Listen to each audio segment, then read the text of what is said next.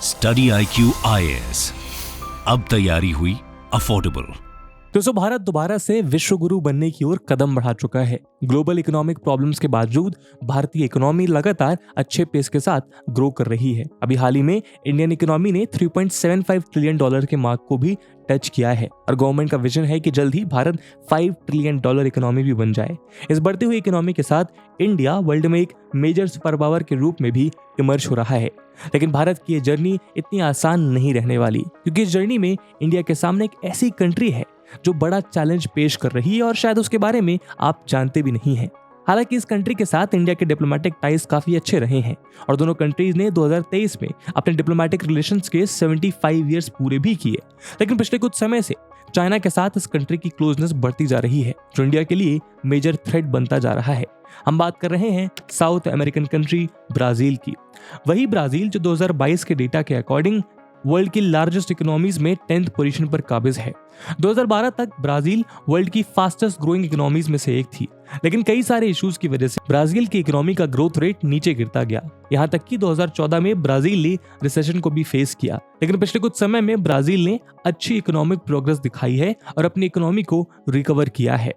साथ ही जहाँ इंडिया दुनिया में कई सारी कंट्रीज के लिए चाइना के ऑल्टरनेटिव के रूप में सामने आ रहा है, वहीं ब्राजील भी इस रेस में कुछ खास पीछे नहीं है, क्योंकि ब्राजील में मैन्युफैक्चरिंग इंडस्ट्री के फ्लरिश होने के लिए हर चीज मौजूद है, जैसे natural resources, cheap labour force, large market etcetera. यानी ब्राजील की मैन्युफैक्चरिंग इंडस्ट्री इंडिया की मैन्युफैक्चरिंग इंडस्ट्री को चैलेंज कर रहा है और इंडियन इकोनॉमी में एक बड़ा चंक कंट्रीब्यूट करने वाली information and communication technology industry को भी ब्राजील चैलेंज कर रहा है। इस पूरे प्रोसेस में चाइना भी ब्राजील का भरपूर साथ दे रहा है ताकि इंडियन इकोनॉमी को नेगेटिवली इम्पैक्ट किया जा सके। इसलिए आज के इस वीडियो में हम इसी बात पर डिस्कशन करने वाले हैं कि ब्राजील कैसे इंडिया को चैलेंज कर सकता है और कर रहा है। हम जानेंगे मैन्युफैक्चरिंग सेक्टर, सर्विस सेक्टर और ग्लोबल प्लेटफॉर्म्स में कैसे ब्राजील भारत के लिए एक बड़ा कॉम्पिटिटर बनकर सामने आएगा।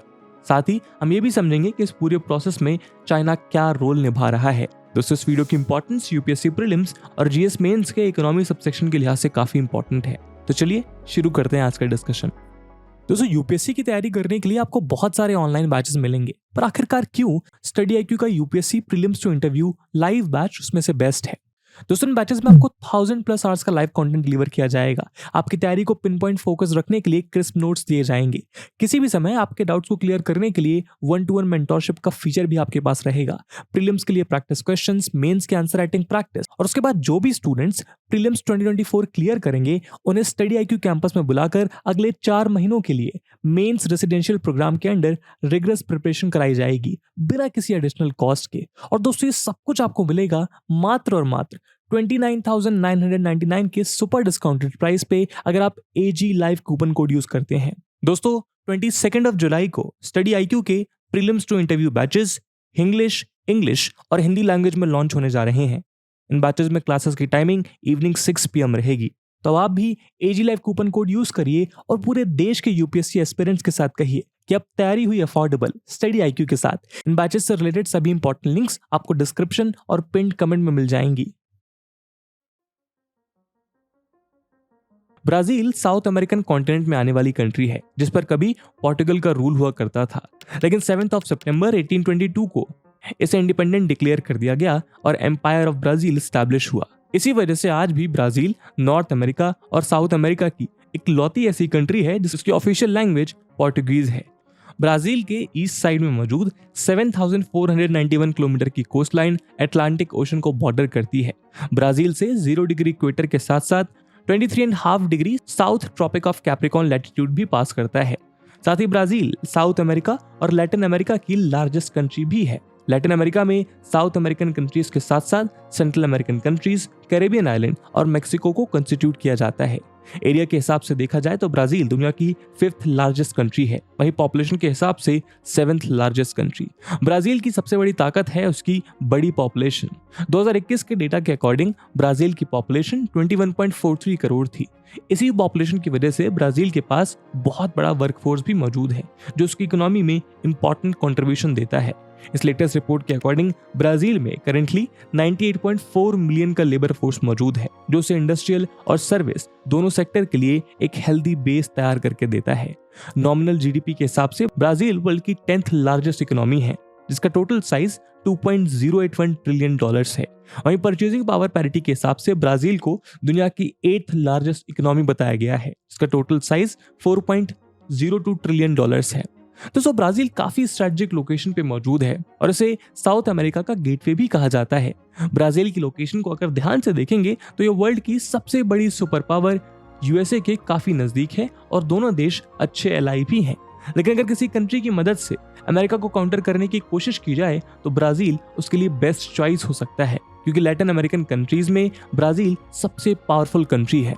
इसके साथ ही ब्राजील 10 कंट्रीज के साथ बॉर्डर शेयर करता है, जो उसे रीजनल कोऑपरेशन, इकोनॉमिक इंटीग्रेशन और डिप्लोमेसी के लिए एक एडवांटेजियस पोजीशन देता है। ब्राजील इक्वेडोर और चिली के अलावा सभी साउथ अमेरिकन नेशंस के साथ बॉर्डर शेयर करता है, जो उसे union of south American Nations यानी यूनिसर और मेरकोसर ट्रेड ब्लॉक जैसे इनिशिएटिव्स में क्रूशियल पार्टनर बनाता है। यूनिसर जहां रीजन में अमेरिका के इन्फ्लुएंस को कम करने के लिए बनाया गया था, वहीं मैक्रोसर के जरिए मेंबर स्टेट्स के बीच ट्रेड को और बेटर करने का प्रयास किया गया। ब्राजील के पास स्ट्रेटेजिक लोकेशन के चलते मेजर शिपिंग रूट्स का एक्सेस है, जहां सेंटोस और रियो दी जेनेरियो जैसे पोर्ट्स ब्राजील के इंटरनेशनल ट्रेड के वाइटल नोड्स हैं। इक्वेटोरियल नेशन होने की वजह से भी ब्राजील के पास बहुत बड़ा एडवांटेज है, क्योंकि इस वजह से यूरोप, अफ्रीका और नॉर्थ अमेरिका से ट्रेड करने के लिए ब्राजील को शॉर्ट मैरीटाइम डिस्टेंस का फासला तय करना पड़ता है। कुल मिलाकर ब्राजील एक रीजनल पावर है, जिसे अब एक इमर्जिंग पावर के रूप में भी क्लासिफाई किया जाने लगा है। लैटिन अमेरिकन रीजन में ब्राजील एक इंपॉर्टेंट एंटिटी बन गया है, क्योंकि इसकी इकोनॉमी काफी स्टेबल है। ग्रीन टेक्नोलॉजी लगातार इमर्ज कर रही है, इसके पास क्रिटिकल नेचुरल रिसोर्सेज हैं और क्लाइमेट चेंज को कॉम्बैट करने के लिए क्रूशियल अमेज़न रेन फॉरेस्ट भी मौजूद है। और इसीलिए ये कहना गलत नहीं होगा कि ब्राजील अब सिर्फ एक रीजनल पावर नहीं बल्कि ग्लोबल पावर बनकर उभरना चाहता है, जिसमें ये लैटिन अमेरिकन देश भारत के लिए एक चैलेंज बन सकता है। कैसे, आइए जानते हैं।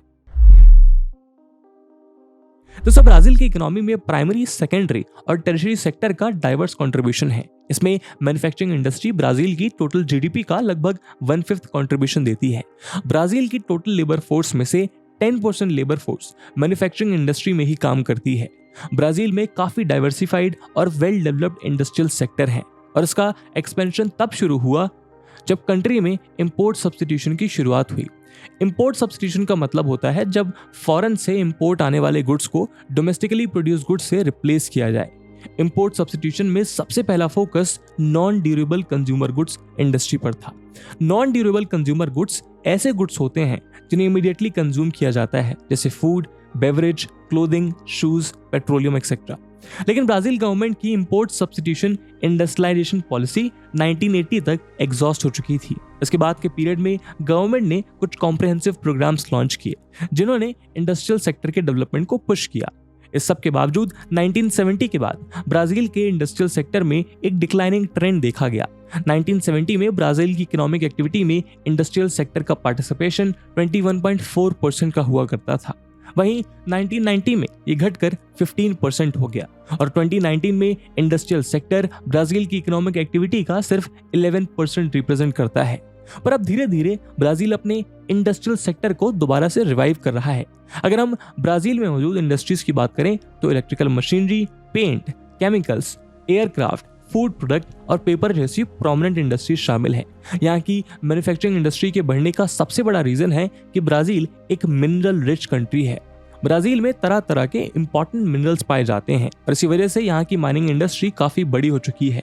फरवरी 2023 में पब्लिश्ड एक डेटा के अकॉर्डिंग ब्राजील की माइनिंग प्रोडक्शन वैल्यू $41 बिलियन की थी। वहीं mining export value $36.6 billion. Brazil world का लार्जेस्ट नायोबियम प्रोड्यूसर है, जिसे एलॉयज की स्ट्रेंथ बढ़ाने के लिए इस्तेमाल किया जाता है। ब्राजील वर्ल्ड का सेकंड लार्जेस्ट मैग्नीज प्रोड्यूसर है और सेकंड लार्जेस्ट टैंटलाइट और बॉक्साइट का प्रोड्यूसर भी है। ब्राजील गोल्ड, निकल, कोल और फॉस्फेट का भी लार्ज स्केल प्रोडक्शन करता है। लेकिन मोस्ट इंपॉर्टेंटली ब्राजील वर्ल्ड का second largest iron ore producer है और हमेशा से ऐसा माना जाता रहा है कि जिस कंट्री में आयरन ओर का प्रोडक्शन अच्छा होता है वहां की मैन्युफैक्चरिंग इंडस्ट्री की ग्रोथ काफी अच्छी होती है। ऐसा इसलिए क्योंकि इसी आयरन ओर का इस्तेमाल करके हैवी मशीनरीज और इंडस्ट्रीज को सेटअप किया जाता है। इसी आयरन ओर प्रोडक्शन की वजह से ब्राजील की सबसे इंपॉर्टेंट इंडस्ट्री है ऑटोमोबाइल इंडस्ट्री, जो टोटल इंडस्ट्रियल जीडीपी का 22% कंट्रीब्यूशन देती है। ब्राजील में सिचुएटेड साओ paulo इस कंट्री का लार्जेस्ट ऑटोमोबाइल हब है और टोटल व्हीकल प्रोडक्शन में 40.1% इसी कंट्री में होता है। General Motors, Volkswagen, Ford, Honda, Toyota, Hyundai, Mercedes Benz, Scania, Nissan, Land Rover, Renault, Audi, Volvo और BMW जैसे सभी मेजर ब्रांड्स की मैन्युफैक्चरिंग ब्राजील में मौजूद है। 2021 के डेटा के हिसाब से ब्राजील 2.25 मिलियन व्हीकल्स के साथ वर्ल्ड की 8th largest automobile manufacturing country है। 2021 में ऑटोमोटिव इंडस्ट्री ने ब्राजील में $53.6 बिलियन का रेवेन्यू जनरेट किया और इस इंडस्ट्री में 1,19,000 लोग एम्प्लॉयड हैं। वहीं इंडिया की ऑटोमोटिव इंडस्ट्री इंडियन इकोनॉमी के मेन पिलर्स में से एक है। फरवरी 2023 में प्रेस इंफॉर्मेशन ब्यूरो द्वारा पब्लिश की गई एक रिपोर्ट के अनुसार इंडिया की ऑटोमोटिव इंडस्ट्री इंडिया की नेशनल जीडीपी में 7.1% कंट्रीब्यूट करती है। सिर्फ इतना ही नहीं, ये इंडस्ट्री डायरेक्ट और इनडायरेक्ट रूप से 19 मिलियन लोगों को रोजगार प्रोवाइड करती है।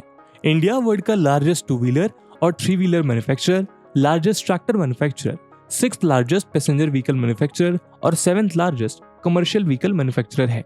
2021 के डेटा के अकॉर्डिंग 4.4 मिलियन व्हीकल्स की मैन्युफैक्चरिंग के साथ इंडिया वर्ल्ड की 4th largest automobile manufacturing country है। सिर्फ इतना ही नहीं, इंडिया के टोटल एक्सपोर्ट्स में से 4.7% कंट्रीब्यूशन ऑटो एक्सपोर्ट का है। इंडिया का विजन है कि अपनी ऑटो इंडस्ट्री के साइज को 2024 के एंड तक डबल करके 15 लाख करोड़ तक पहुंचाना है। अब भले ही डेटा के अकॉर्डिंग ऑटोमोबाइल इंडस्ट्री में इंडिया ब्राजील से काफी आगे दिखता हो, लेकिन रीसेंट डेवलपमेंट से ऐसा लगता है कि ब्राजील धीरे धीरे इंडिया को कैच करने की तैयारी कर रहा है, जिसमें चाइना उसकी हेल्प करने के लिए आगे है। चाइना ब्राजील की ऑटोमोबाइल इंडस्ट्री में हैवी इन्वेस्टमेंट कर रहा है। चाइना की great wall motor company Brazil के पिरासिमापोलिस प्लांट में 1 मई 2024 से प्रोडक्शन स्टार्ट करने जा रहा है। इसके अलावा चाइनीज ऑटोमेकर कंपनी BYD यानी बिल्ड योर ड्रीम्स ब्राजील के इंडस्ट्रियल कॉम्प्लेक्स में $620 मिलियन की इन्वेस्टमेंट करने जा रही है। कामाकारी इंडस्ट्रियल पार्क में इस कॉम्प्लेक्स में टोटल 3 प्लांट्स बनाए जाएंगे, जहां पहले कभी फोर्ड कंपनी का प्लांट हुआ करता था। एक प्लांट में इलेक्ट्रिकल बसेस और ट्रक की चेसिस बनाई जाएंगी, दूसरे प्लांट में इलेक्ट्रिक और हाइब्रिड कार्स की मैन्युफैक्चरिंग की जाएगी और तीसरे प्लांट में लिथियम और आयरन फॉस्फेट की प्रोसेसिंग की जाएगी। ग्रेट वॉल मोटर कंपनी के प्लांट की कैपेसिटी जहां 1 लाख कार पर ईयर होगी, तो वहीं BYD कंपनी के प्लांट में 1,50,000 कार्स पर ईयर मैन्युफैक्चर होंगी।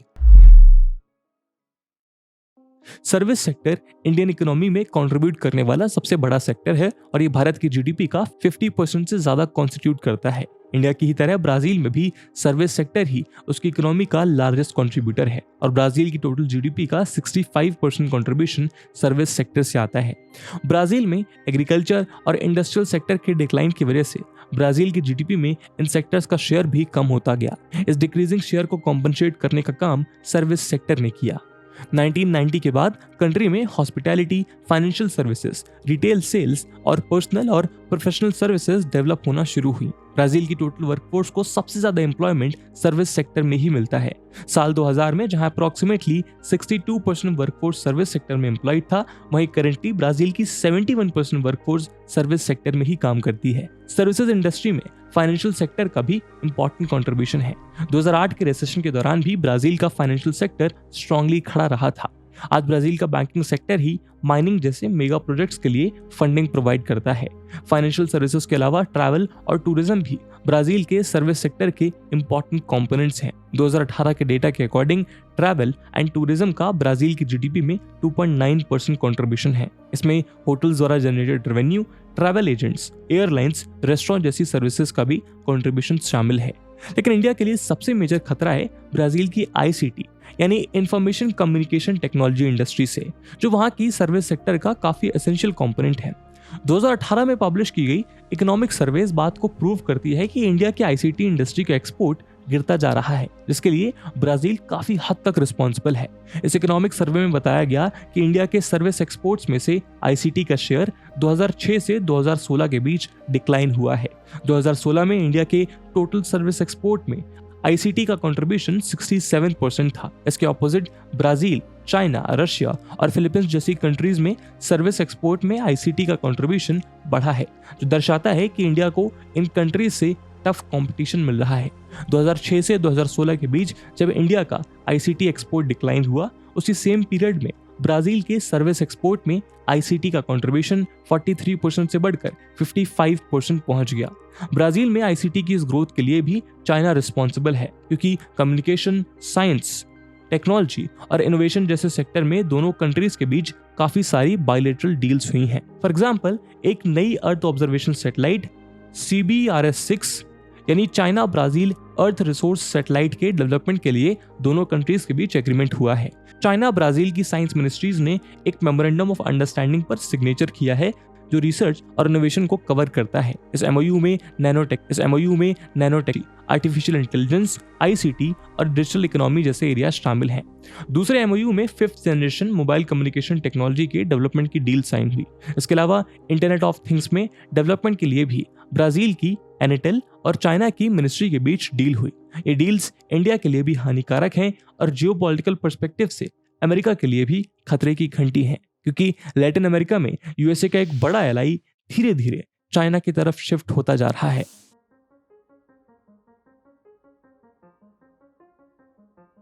इंडिया ब्राजील के डिप्लोमेटिक रिलेशंस को 75 इयर्स बीत चुके हैं और इन रिश्तों में 2006 की स्ट्रेटेजिक पार्टनरशिप के बाद काफी मजबूती आई है।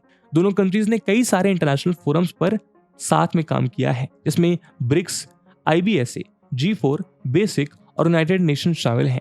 ब्रिक्स में ब्राजील और इंडिया के साथ साथ रशिया, चाइना और साउथ अफ्रीका भी शामिल है और इस ग्रुप का एम था सभी फास्ट ग्रोइंग इकोनॉमीज को साथ लाना जो 2050 तक ग्लोबल इकोनॉमी को डोमिनेट करेंगी। इसी तरह IBSA यानी इंडिया, ब्राजील, साउथ अफ्रीका ने मिलकर एक ग्रुप बनाया ताकि डेमोक्रेटिक और डेवलपिंग नेशंस साथ आएं और ग्लोबल स्केल पर अपनी कैपेसिटी को बढ़ा सकें। बेसिक ग्रुप 4 बड़ी newly industrialised countries Brazil, south Africa, India और चाइना को मिलकर बनाया गया है।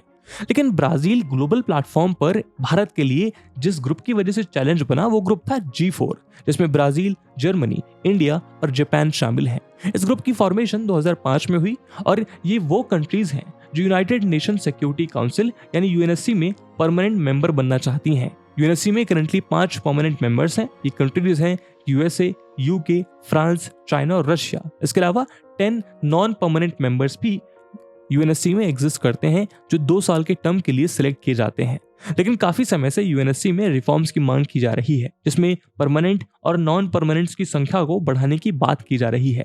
Currently United nation security council की परमानेंट सीट्स वेस्टर्न कंट्रीज द्वारा डोमिनेटेड है और इसमें बैलेंस लाने के लिए इंपॉर्टेंट है कि एशिया, अफ्रीका और लैटिन अमेरिकन रीजन से भी कंट्रीज को ऐड किया जाए। इंडिया भी अपनी परमानेंट सीट के लिए लगातार दावेदारी पेश करता रहा है, लेकिन परमानेंट मेंबर के पास वीटो मौजूद है और इसी का यूज करके इंडिया की परमानेंट सीट को हर बार ब्लॉक कर दिया जाता है। अब भारत के अलावा UNSC की सीट पर ब्राजील भी अपने दावेदारी पेश कर रहा है और ये इंडिया के लिए एक बहुत अच्छी खबर नहीं है।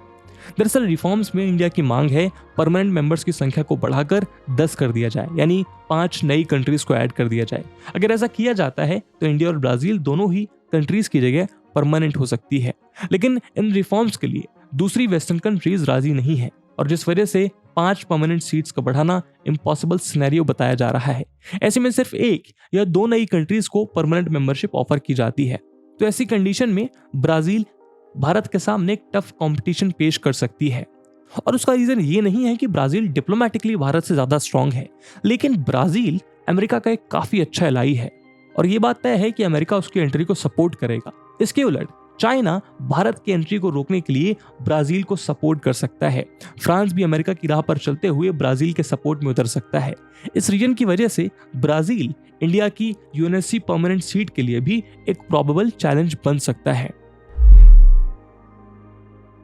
इसमें आपको ध्यान से देखिए, जिसमें पूरी दुनिया आपको 2 कलर्स में दिखाई गई है। इसमें ग्रे कलर से दर्शाए गए देश जहां एडवांसमेंट और डेवलपमेंट की निशानी है, वहीं ब्लू कलर से मार्क करी गई कंट्रीज डेवलपिंग कंट्रीज हैं। ब्लू कलर से mark countries global south countries कहलाती हैं और इनके बीच म्यूचुअल कोऑपरेशन को साउथ साउथ कोऑपरेशन कहा जाता है। डिटेल में अगर समझे तो साउथ साउथ कोऑपरेशन एक ऐसा टर्म है जिसका इस्तेमाल पॉलिसी मेकर्स द्वारा लंबे समय से किया जाता रहा है और इसका मतलब होता है in developing global south countries के बीच रिसोर्सेज, टेक्नोलॉजी और नॉलेज जैसी फील्ड्स में कोऑपरेशन। नॉर्दर्न और डेवलप्ड कंट्रीज की अगर बात की जाए तो उसमें अमेरिका, यूनाइटेड किंगडम, फ्रांस और रशिया जैसे कई पावर हाउसेज मौजूद हैं, लेकिन इन सभी ग्लोबल साउथ कंट्रीज में सबसे बड़ी पावर है चाइना और इंडिया जो इस पूरे रीजन में अपना डोमिनेंस स्टैब्लिश करना चाहती हैं। करंटली इस पूरे रीजन में सबसे बड़ा मैन्युफैक्चरिंग हब है चाइना, जहां पर दुनिया भर की कंपनीज अपने गुड्स मैन्युफैक्चर करती हैं। लेकिन कोविड-19 पैंडेमिक के आने के बाद चाइना में पॉलिसीज काफी चेंज हो गई हैं, जिससे वहां की मैन्युफैक्चरिंग इंडस्ट्री पर नेगेटिव इंपैक्ट पड़ रहा है। चाइना के ऑपरेसिव रेजिम की वजह से भी वहां ऑपरेट होने वाले बिजनेसेस को काफी सारी प्रॉब्लम्स का सामना करना पड़ रहा है। इसलिए अब वहां की मैन्युफैक्चरिंग इंडस्ट्री धीरे धीरे अपनी यूनिट्स को दूसरी कंट्रीज में शिफ्ट करना शुरू कर चुकी है। चाइना से निकलने के बाद मैन्युफैक्चरिंग इंडस्ट्रीज को ऐसी कंट्रीज की तलाश है जहां बिजनेस सेटअप करना इजी हो, इंफ्रास्ट्रक्चर फेवरेबल हो और चीप लेबर मौजूद हो। इंडस्ट्रीज के सामने चाइना के ऑल्टरनेटिव के रूप में कुछ साउथ ईस्ट एशियन कंट्रीज और भारत सामने आए हैं। लेकिन एक्सपर्ट्स का मानना है कि चाइना बिल्कुल नहीं चाहता कि ये इंडस्ट्रीज भारत में सेटअप हो और इंडिया को उसका बेनिफिट मिले। साथ ही वो साउथ ईस्ट एशियन कंट्रीज में भी इन इंडस्ट्रीज का सेटअप नहीं चाहता, क्योंकि लगभग इन सभी कंट्रीज के साथ चाइना के टेरिटोरियल डिस्प्यूट्स हैं। इसलिए चाइना ने लैटिन अमेरिकन कंट्रीज की तरफ देखना शुरू किया है, जिसमें वहां की सबसे बड़ी इकोनॉमी ब्राजील सामने आती है। 21st सेंचुरी की बिगनिंग से ही ब्राजील और चाइना के बीच इकोनॉमिक रिलेशंस परवान चढ़ते रहे हैं। इस प्रोसेस में सबसे बड़ा रोल निभाया एग्रीकल्चर, एनर्जी और मिनरल कमोडिटीज में चाइना की इनॉर्मस डिमांड ने। एक तरफ जहां इन प्रोडक्ट्स में स्ट्रॉन्ग कॉम्पिटिटिवनेस के चलते ब्राजील चाइना का इंपॉर्टेंट सप्लायर बन गया है, वहीं दूसरी तरफ फैक्ट्री ऑफ द वर्ल्ड कहे जाने वाला चाइना ब्राजील में मैन्युफैक्चर्ड प्रोडक्ट्स का मेन सप्लायर बन गया है। ऐसे में ब्राजील में अगर इंडस्ट्री सेटअप होंगी और ब्राजील इकोनॉमिकली डेवलप होगा तो इससे चाइना को एक इनडायरेक्ट बेनिफिट मिलेगा। अमेरिका और चाइना के बीच काफी लंबे समय से एक ट्रेड वॉर चल रहा है और इस ट्रेड वॉर में चाइना ने यूएसए को कड़ी टक्कर दी है। लेकिन लैटिन अमेरिका एक ऐसा रीजन है जिसमें यूएसए का डोमिनेंस है। हालांकि ग्लोबली भी अमेरिका का डोमिनेंस हुआ करता था, जो पिछले कुछ समय से काफी चैलेंज हुआ है। और सिर्फ ग्लोबली ही नहीं, लैटिन अमेरिका के रीजन में भी अमेरिका वीक हो रहा है और चाइना इस गैप को फिल करना चाहता है। लैटिन अमेरिका में ब्राजील को अपना एलाई बनाकर चाइना इस रीजन में अमेरिका के सामने एक थ्रेट बनता जा रहा है। दूसरी तरफ भारत जैसी बड़ी मार्केट को कैप्चर करने के बाद चाइना अब नई मार्केट्स को भी एक्सप्लोर कर रहा है। ब्राजील की इतनी बड़ी पॉपुलेशन और उसका इकोनॉमिक स्टेटस चाइना के लिए उसे एक परफेक्ट मार्केट बनाता है। साथ ही ब्राजील चाइना से कम्पीट करने की पोजीशन में बिल्कुल भी नहीं है और चाइना का भी इस मामले पर स्टैंड एकदम क्लियर है। चाइना ब्राजील को कॉम्पिटिटर नहीं बल्कि पार्टनर की तरह देखता है। इसीलिए चाइना धीरे धीरे पूरे लैटिन अमेरिकन रीजन में अपने फुटप्रिंट्स बढ़ाता जा रहा है। Brazil, Chile, Mexico, Peru, Colombia और अर्जेंटीना जैसी कंट्रीज चाइना के मेजर ट्रेडिंग पार्टनर्स हैं। इन कंट्रीज के साथ चाइना का ट्रेड वॉल्यूम बताता है कि इस रीजन में अपनी डोमिनेंस स्टैब्लिश करने को लेकर चाइना कितना सीरियस है। भले ही करंटली यूएसए लैटिन अमेरिका का सबसे इंपॉर्टेंट ट्रेडिंग पार्टनर हो, लेकिन जल्द ही चाइना यूएसए को सरपास कर जाएगा। वर्ल्ड इकोनॉमिक फोरम के डेटा के हिसाब से चाइना ने लैटिन अमेरिका के साथ अपने ट्रेड को 26 गुना बढ़ाया है और चाइना और लैटिन अमेरिका के बीच करेंटली $310 बिलियन से भी ज्यादा का ट्रेड हो रहा है। एक्सपर्ट्स का मानना है कि अगर इसी रेट से चाइना का ट्रेड लैटिन अमेरिका के साथ बढ़ता रहा तो 2035 तक यूएसए को सरपास करके चाइना लैटिन अमेरिका का सबसे बड़ा ट्रेडिंग पार्टनर बन जाएगा, क्योंकि 2035 तक ये ट्रेड वॉल्यूम $310 बिलियन से बढ़कर $700 बिलियन तक पहुंचने की उम्मीद है। वहीं चाइना के कंपैरिजन में अगर भारत को देखा जाए तो इंडिया और लैटिन अमेरिका के बीच ट्रेड भी काफी हद तक बढ़ा है। प्रीवियस ईयर के कंपैरिजन में इंडिया और लैटिन अमेरिका के बीच ट्रेड में 48% का इंक्रीज रिपोर्ट किया गया, जिसमें ब्राजील के साथ इंडिया का मैक्सिमम ट्रेड हुआ। पर चाइना के $310 बिलियन के कंपैरिजन में भारत का ट्रेड सिर्फ $18.9 बिलियन तक सीमित है। इंडिया और चाइना के लैटिन अमेरिका के साथ ट्रेड वॉल्यूम में ये डिफरेंस साफ जाहिर करता है कि अगर इंडिया ब्राजील के साथ अपने टाइज को स्ट्रॉन्ग करना चाहता है तो उसे अभी लंबा सफर तय करना होगा। तो सर वैसे तो अभी तक ब्राजील हमारे लिए काफी हार्मलेस कंट्री रहा है, लेकिन अगर ब्राजील चाइना जैसी वॉलेटाइल और ऑप्रेसिव रेजिम वाली कंट्री की तरफ शिफ्ट हो जाता है, जो ऑलरेडी इकोनॉमिक बेसिस पे तो शिफ्ट हो ही चुका है, तो ये ग्लोबल ऑर्डर में एक बड़ा चेंज लाएगा। लैटिन अमेरिका रीजन में जहां पर यूएसए अपना डोमिनेंस रखता है, वहां की सबसे बड़ी इकोनॉमी यूएसए के राइवल देश चाइना की तरफ चली जाएगी। इससे इस रीजन में यूएसए का होल्ड और भी वीक होगा। साथ ही जिस तरह से ब्राजील को अपनी तरफ करने के लिए चाइना ब्राजील के इंडस्ट्रियल और सर्विस सेक्टर में इन्वेस्टमेंट कर रहा है, वो इंडिया के लिए भी एक अलार्मिंग सिचुएशन क्रिएट करता है, क्योंकि लगातार इंडिया अपने एक्सपोर्ट्स को बढ़ाकर अपनी इकोनॉमी को ग्रो करने की तरफ कदम बढ़ा रहा है। लेकिन चाइना के एनवायरनमेंट की वजह से इंडिया की राह में नए नए बैरियर्स बन रहे हैं। अब देखना होगा कि चाइना के इन स्टेप्स को भारत कैसे काउंटर करता है और कैसे इंडस्ट्रीज को ब्राजील की तरफ जाने से रोक पाता है। इस मुद्दे पे आपका क्या ओपिनियन है कमेंट सेक्शन में जरूर बताइएगा। इस वीडियो की इंपॉर्टेंस यूपीएससी प्रीलिम्स और मेंस में देखते हुए एक सवाल हम आपके लिए छोड़कर जा रहे हैं जिसको आपको कमेंट सेक्शन में आंसर करना है। The question is how China is influencing India's industrial development, explain its role and consequences. And with this question my friends that's it for the video. I hope आपको video पसंद आई होगी और अगर पसंद आई है तो अपने दोस्तों के साथ शेयर करना मत भूलिएगा। मिलते हैं अगले वीडियो में, तब तक के लिए जय हिंद, जय भारत। स्टडी IQ IAS, अब तैयारी हुई अफोर्डेबल।